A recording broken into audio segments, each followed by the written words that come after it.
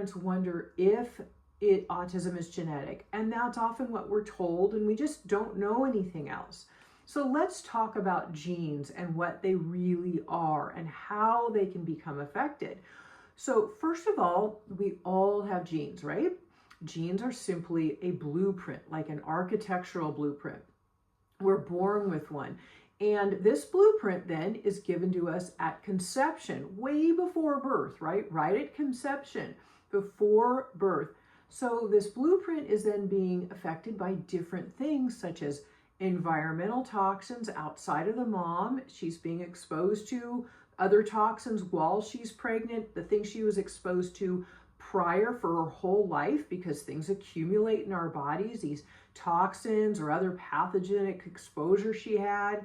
There's toxins in the air we breathe constantly that mom's breathing right now, the food she's eating, the water she's drinking. There are plastics in the air and in our bodies now. There are pathogens, as I mentioned, like candida, which can get overgrown. It's a type of yeast bacteria. And then there's also Lyme disease. This is really prevalent today. Parasites mom might have. And we can have exposure to all of this just from what mom is being exposed to, or even prior to our conception that was in her body. And so these things damage the DNA, which are our genes. Also, what dad had been exposed to that was actually in his sperm at conception as well. Studies are showing more and more that the sperm can actually be already affected with toxins and before we're conceived. So this is allowing the mutation of some of the genes right at conception again. So let's go back to the blueprint. This genetic blueprint that we have is affected right from the moment of conception that we've determined what mom and dad are going on and what we are then given to in the womb. While the fetus is developing and growing, these genes are being mutated. Then after the child is born, there are other external toxins and things like things that are getting from the breast milk, again, from mom, that can be transferred. There are things in the child's air that they're breathing, in the household, chemicals, cleaning agents in the household that we might not even realize how detrimental and dangerous they are. Air fresheners and things that people use that have chemicals in them, they affect their hormonal systems. There's, again, water is very contaminated today, as is food, everything in our surrounding, right? It's a very toxic world, unfortunately. And there are other factors which I can't say too much about on this podcast. So we'll just say something that starts with a V that sometimes children are given after they're born. There are viruses and toxins and other things that can damage the neurology in that as well. So this all is an accumulation factor that further develops issues in all of us, and children can be exposed to that continue to mutate the genes and damage our health. So is seeing how the genetic blueprint can be affected beginning to make sense to you?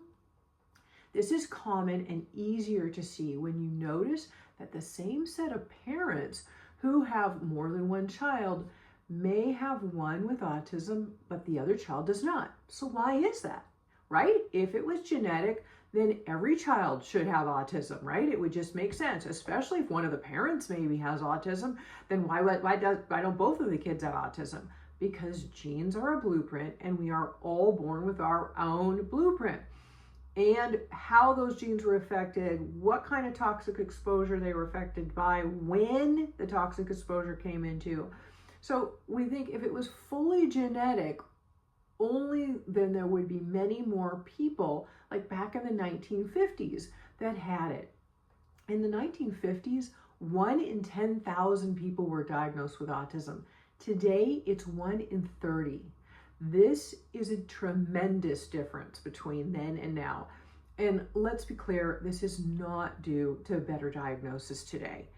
1 in 30 people could never have been missed back then, especially in all of these years that have passed since then, and especially in schools, like, in the 50s, 60s, 70s, even 80s. Why weren't they seeing so many children with autism? Because the prevalence has increased, because of all of these things I've already mentioned and how they're affecting our genes and our health even from conception, in utero, before we're born, and then after we're born, all of it. The toxic exposure is immense. And again, the increase is over 10,000 fold because we're living in a toxic world. Now, don't worry, this isn't all doom and gloom. We're going to get to the good part because there are solutions. Yes, I promise you, always I'm about solutions. So back to clarifying again, these genes are just a blueprint. And they're given to us at conception and at birth. We have them, at birth. And then during development and further things are, happening before we're being born. But babies today are born with over 200 chemicals found in their cord blood.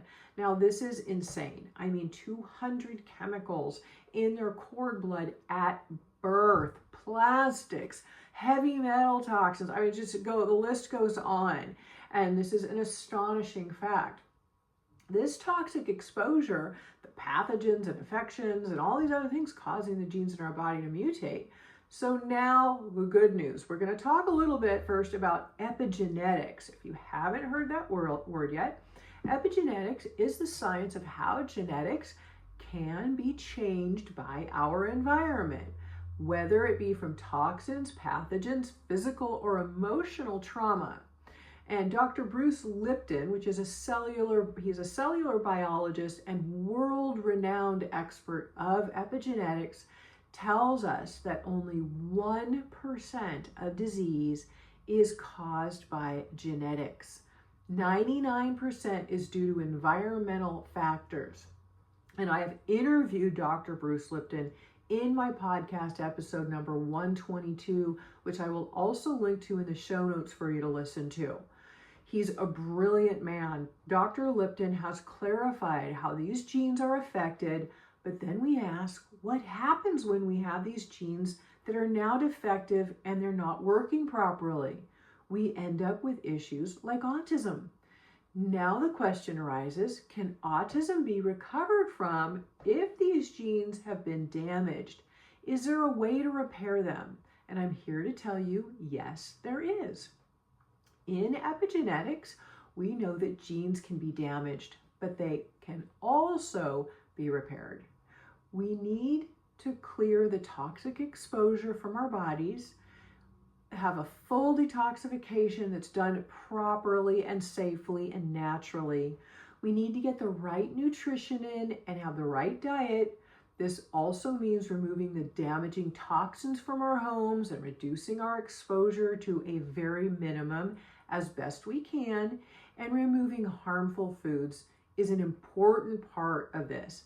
Many people don't realize how much diet affects their life, overall longevity, and the ability for our genes to stay healthy in our blood, our tissues, our brain, our heart, and all of our organs.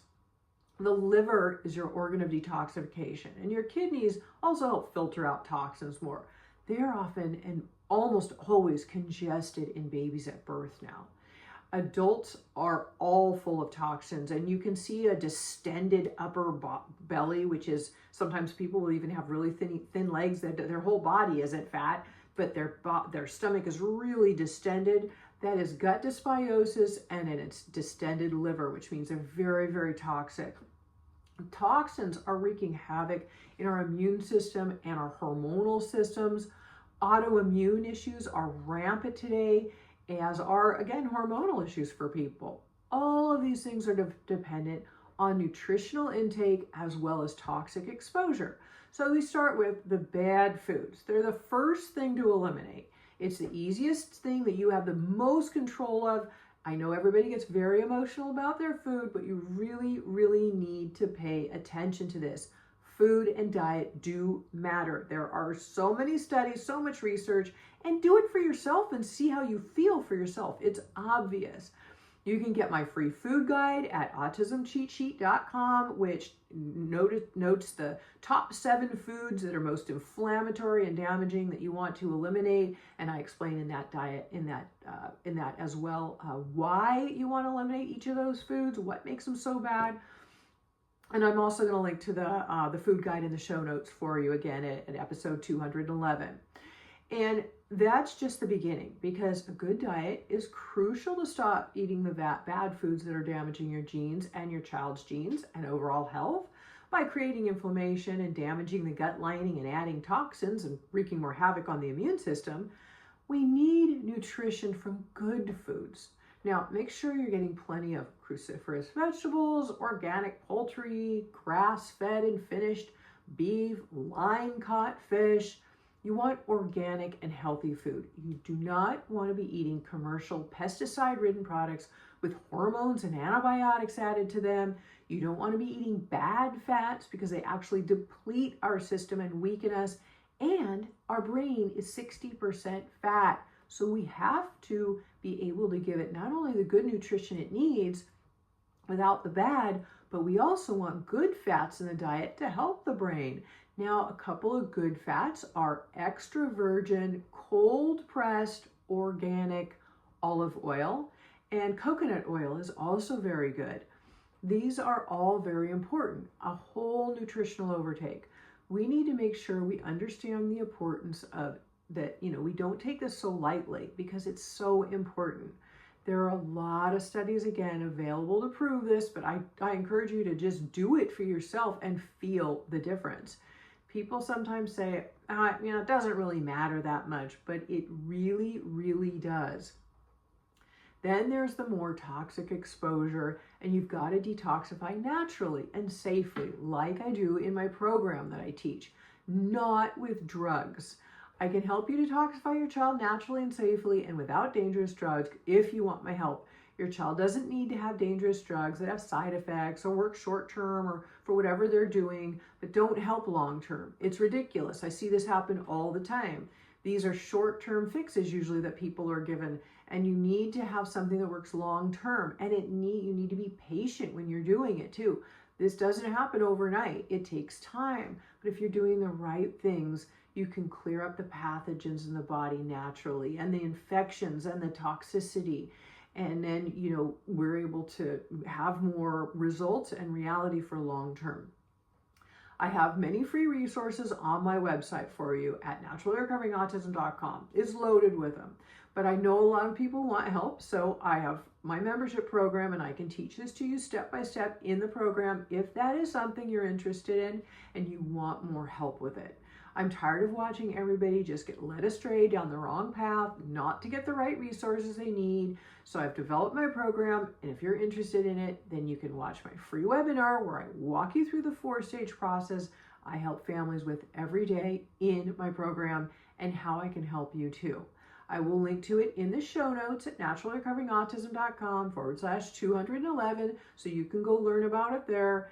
It's important that you understand the necessity of doing things naturally and safely and properly and thoroughly. This is an A to Z process. We don't want to just do a little detoxification and change a little bit of diet, but not do anything else. There are co-infections and pathogens and things that need to be worked with as well, because you don't want to be piecemealing together little bits and pieces and jumping around the internet, and you don't want to be doing this inconsistently because consistency is the key. You need to be consistent with the right resources and the right roadmap as well, because there's a lot to it.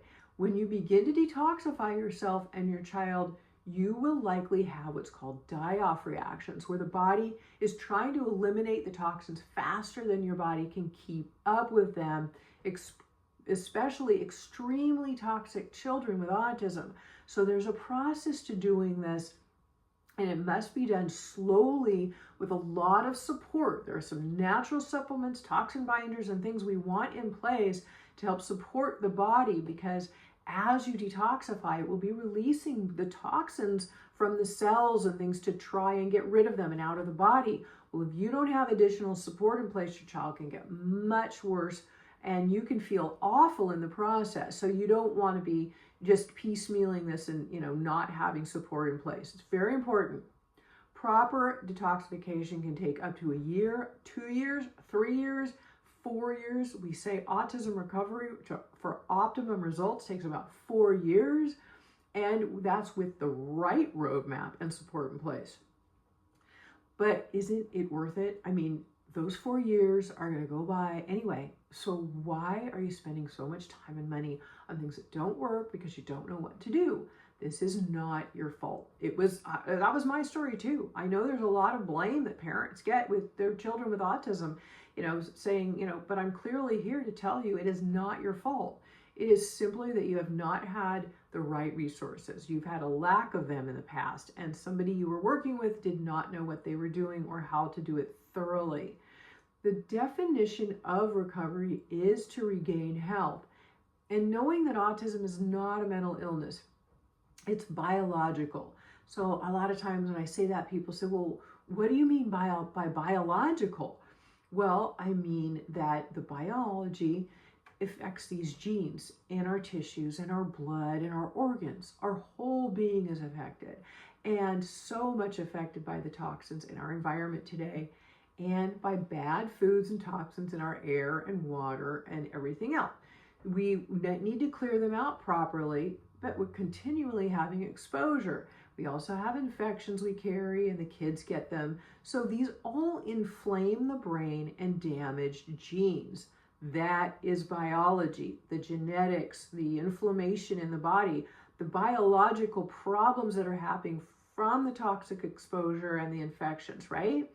All of these things, though, can be worked with safely and naturally.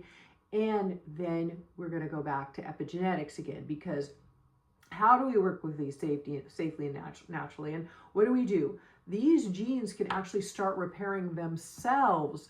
Our bodies are magnificent. And if given the right nutrition, the right resources, and the bad things aren't coming in like they were before, or we have a way to combat them again, practicing some preventative measures, but also working to clear the body of the bad things, then our body gets the chance to take care of itself and heal itself as it was born and meant to do. It's capable of doing that, but it's not capable when it still has this bombardment of accumulated toxins. And it takes time, because toxins do accumulate. So not only do we have current exposure, but all of the things that we've had since we were conceived and since our childhood and since, growing up, all of these things are stored in our bodies. So our children with autism have just been overloaded with them. And that is why autism is so prevalent today. And I'm here to share with you that your child's body can get better naturally and safely, and those genes can be repaired. And when you do things properly and thoroughly, then you can know what your child's true outcome can be, because it's got to be consistent, A to Z, from beginning to the end, and you've got to have the right roadmap again. And that's what I can share with you. I know that your child's body is capable of it. Our bodies are. It's a matter of time, and it has to be patience with time, because it does take time, but you have to be consistent and do the right things. I've had parents who've told me that they were told by experts that their child would never speak, which is, to me, really, really sad that somebody would ever say that to a parent, because they really don't know, because they obviously didn't know what to do. And today, that same mom and multiple parents that I've worked with, their children are, from what I've taught them in my program, their children are speaking. Other parents who began implementing the steps I shared, one whose son was 27 years old and still nonverbal, within months of implementing the steps, he began speaking for the first time. So we keep going. This is the beginning, right? This isn't just for young children either. It's for anyone at any age. People who, children with autism who couldn't focus in school and were getting D's and F's are now, one mom's like, I can't believe, her son was biting and kicking kids underneath his desk at age 13 in middle school. This was 3 years ago. She's been implementing the steps in my program. Today, he's on the honor roll and a teen leader at his summer youth camp. I mean, life changing, right? These things are happening day in and day out with kids of the parents that are following these steps that I've shared with them. And many have told me they were working with functional doctors for years prior to my program with no results. And the reason I'm telling you this over and over here is because I want you to understand that it's not your fault, again, if you haven't gotten the results yet. And I'm so thankful you haven't given up. The purpose of me being here is to help you to have the right resources and get through this properly, so that your child can actually get better and you can get the results that you're looking for. Because I went through this, I've lived through it on my own. And I went through with my own son, and I was told to drug him and try behavioral therapies, and there was really nothing more we could do for him. But I have 30, almost 35 years practicing craniosacral therapist, studying the brain. And when my son was diagnosed with autism, I had had over a decade of that knowledge.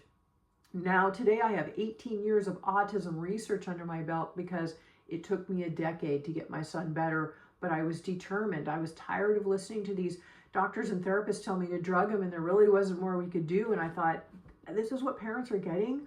I know there's more that we can do. I know it for a fact. I just had to research autism. Now I've done the research, so that's why I'm here to share with you what I learned. So you can cut down the time and the expense that I spent, and so I can share that with you.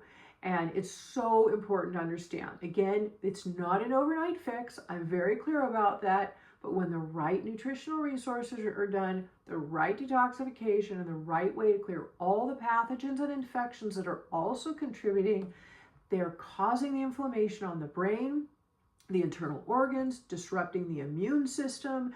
And when they're worked with the right way and thoroughly, the right natural resources for safety and effectiveness, then we know what the real results for your child can be. And I'll add all of the resources I talked about too in the show notes today, which will be at naturallyrecoveringautism.com/211-211.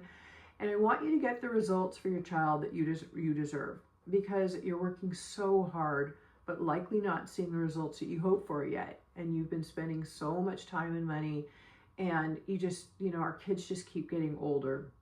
And again, I'm so thankful that you haven't given up.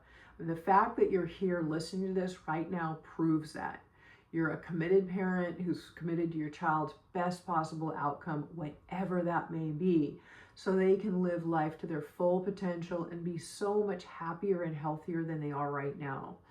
And my whole purpose again in being here is for you to now is because of my own son's recovery from autism. And I was able to find, because I stopped doing what doctors told me and people who were letting me astray and wasting all this time and money. And I've spent those 10 years figuring it out and trial and error and implementing with my own son.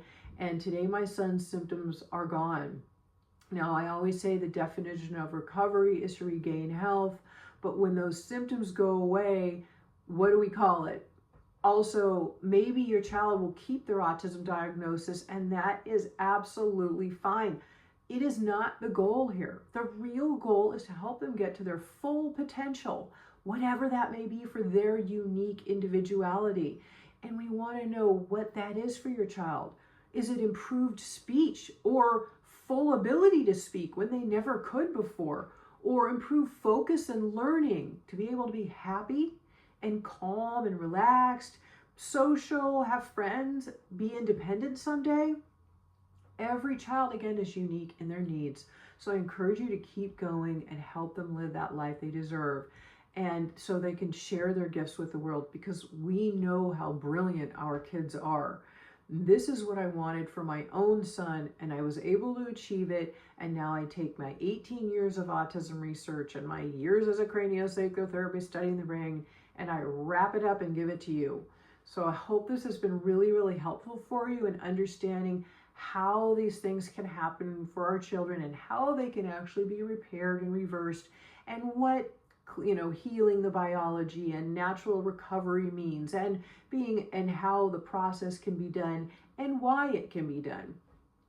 We all have the resources to gain this information here, and I've shared with you, things that I have for the best results for your child, and I want to be able to give them to you. So again, my website has a ton of great information for you as well. And if you are completely interested in me guiding you through it step by step, then I am happy to do that for you in my membership program as well. You are absolutely the key to your child's success. It is up to us as parents, and 100% of it is up to us, because they can't do it for themselves. So this is why it is so important to stick with it and be able to find the right resources and do the right things, so that you can save yourself time and years with your child figuring it out for yourself. And just stay committed, stay you know, constant with what you're doing. That consistency makes so much of a difference, because I don't want to see you jumping around the internet trying different supplements anymore that you don't know how to use, or going from doctor to doctor or multiple therapists when your child's brain is so inflamed that they can't even do what they're asked of, even if they want to. My son used to say, Mom, I want to, but I can't. When I finally said, this is hurting his self-esteem, and I pulled him out of the therapies, then I started implementing all of these things with dietary changes, detoxification, learning about the pathogens and the co-infections that were affecting him as well. And it took many years, but it was so worth it, because today, you know, those symptoms that he had to live with are gone, and he lives a happy, healthy, completely independent life. He's great today. And I'm here to support you on this journey as someone who has personally lived it myself. I understand. And again, I thank you so much for everything you've been doing for your child. And I really appreciate you being here. And I look forward to seeing you soon. If this has been helpful for you too, please leave us a review on the for the podcast, and share this with friends so it helps reach others in need. Because with 1 in 30 diagnosed today, there are a lot of parents searching for these resources, and they need to know they exist so they can have them for their own well-being and to help their child live to their full potential as well, and happen sooner than later, rather than that skipping around on the internet and everything else that we've all done before. That can change now, and it is time for a positive change. So thank you for being here, and I look forward to seeing you next time.